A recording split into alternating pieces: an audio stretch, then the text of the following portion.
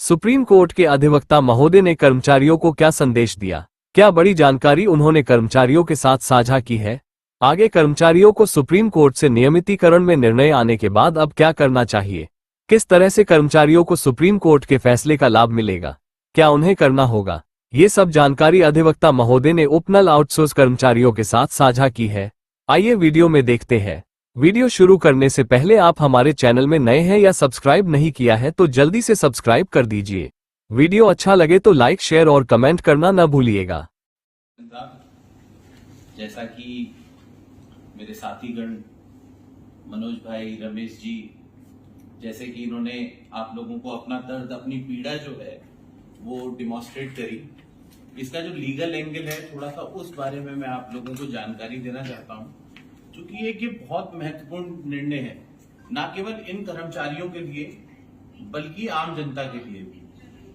देखिए, हम सोचते हैं कि कोर्ट का रास्ता जो है वो बहुत टेक्निकल होता है और बहुत मुश्किलें आती हैं उसमें। तो एक ये केस जो है ये एक मील का पत्थर उन लोगों के लिए साबित हो सकता है जिन लोगों को इस चीज की जानकारी नहीं है कि मात्र एक पत्र लिखने से, आप अपने घर पे बैठ के एक पत्र भी अगर माननीय उच्च न्यायालय को लिख दें और उस पत्र का भी कोर्ट संज्ञान लेती है। तो ये कुंदन सिंह का जो फैसला है, कुंदन सिंह का जो केस दर्ज हुआ, ये एक कुंदन सिंह ने मात्र एक पत्र लिखा था माननीय उच्च न्यायालय को। उस पत्र का संज्ञान लेते हुए, उस पत्र में जो उन्होंने अपनी पीड़ा लिखी, उस पत्र में जो कर्मचारियों का शोषण लिखा, उस बारे में संज्ञान लेते हुए माननीय उच्च न्यायालय ने ये रिट पिटीशन जनहित याचिका के तर्ज पर दर्ज करी। और उसके बाद उन्होंने पूरा जितना ये बताया कि साहब रेगुलर एम्प्लॉय जो है, एक जैसे सपोजिंग एग्जाम्पल के तौर पे समझिए आप इसको, एक रेगुलर एम्प्लॉय जो है वो जो कार्य कर रहा है उसको मिल रही है उसकी वेतन 30,000 रुपए, लेकिन वही कार्य जब आप एक उपनल आपने एक माध्यम बना दिया, उस माध्यम से कर्मचारी को आप उसमें विभाग में ले रहे हैं तो आप उसको दे रहे हैं 8,500। तो इससे बड़ा शोषण और कुछ नहीं हो सकता। और दूसरी बात, ऐसा नहीं है कि आप उसका जो जीएसटी बताया और इन्होंने बताया टैक्स के माध्यम से, कमीशन के माध्यम से पैसा कहीं ना कहीं घुमा फिरा के आपका उतना ही लग रहा है जितना आप एक रेगुलर एम्प्लॉय को दे रहे हैं। तो महज ये कहना कि भाई सरकार पे वित्तीय भार पड़ेगा, ये न्याय संगत बात नहीं है। इस चीज का संज्ञान लेते हुए माननीय उच्च न्यायालय ने सन 2018 में ही कर्मचारियों के पक्ष में आदेश दिया कि इनको एक फेस मैनर में सरकार को पॉलिसी बनानी चाहिए, नीति बनानी चाहिए और एम्प्लॉइज को रेगुलराइज करके इनका हक जो है, सर्विस बेनिफिट जो है वो इनको देनी चाहिए।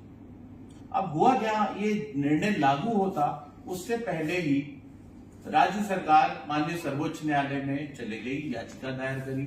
याचिका दायर करके वहां पे उन्होंने इस आदेश पे रोक लगाई।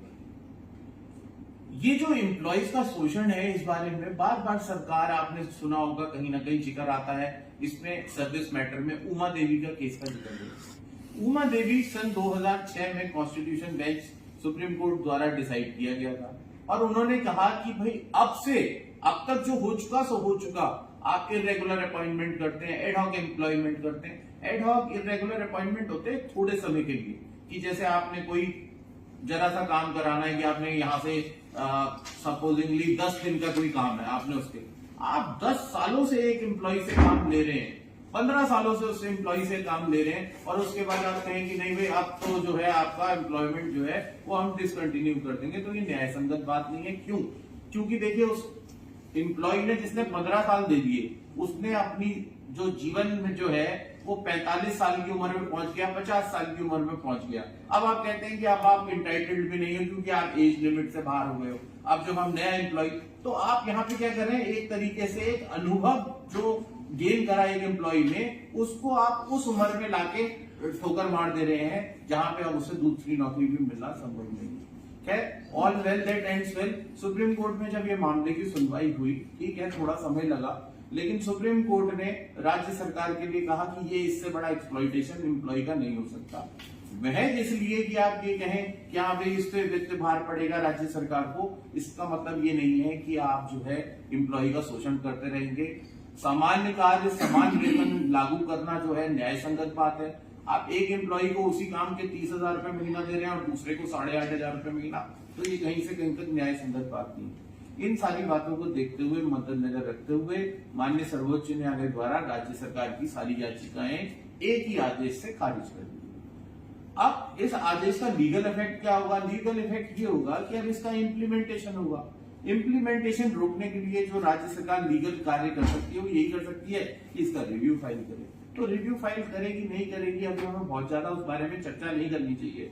हमें फिलहाल अभी जो हमारे पास आदेश है, इसको लागू कराने के लिए क्या क्या प्रक्रिया हम कर सकते हैं, हमें वो उस पर ध्यान देना चाहिए। हमें इस आदेश का स्वागत करना चाहिए, साथ ही साथ आपको सरकार से अपील करनी चाहिए कि इस आदेश को जल्द से जल्द लागू